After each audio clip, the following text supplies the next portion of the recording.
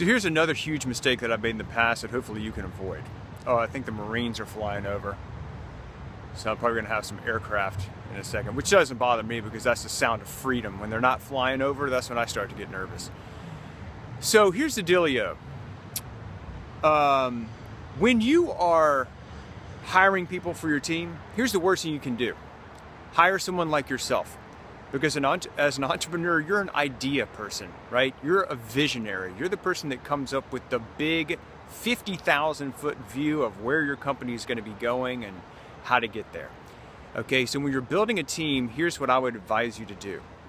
Hire someone to hire people for you. Okay, that's really important.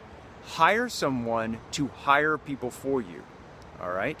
Hire someone to recruit, to filter, to interview, and then to ultimately, they can bring you some candidates, right? And you can obviously interview them and make sure that they fit in with your culture.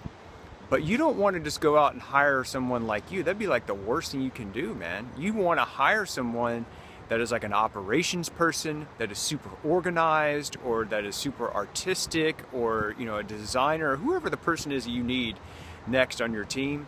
But the worst thing you can do is go and hire someone like yourself, okay? You don't want to do that.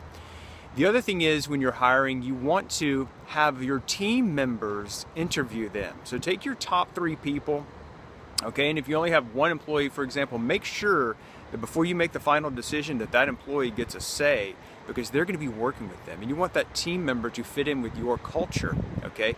And we always do a trial, okay? We give them a test to pass, we give them a certification to pass, we give them a trial period, and I always tell them, look, we're just dating, we're not getting married at this point.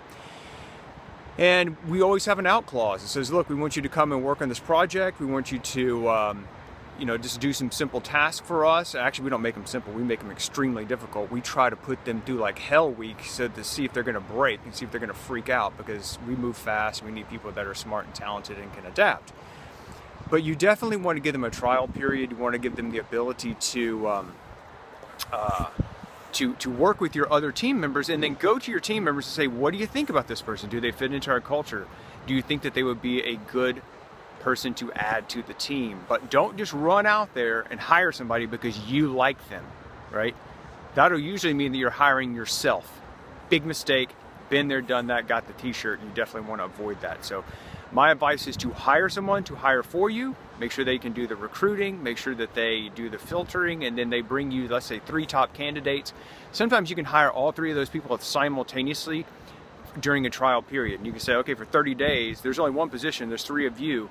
Hire them all at once, let them go, and then you'll see which ones rise to the top and which one your team members are like, yeah, this person's awesome, we need to hire him or her, okay?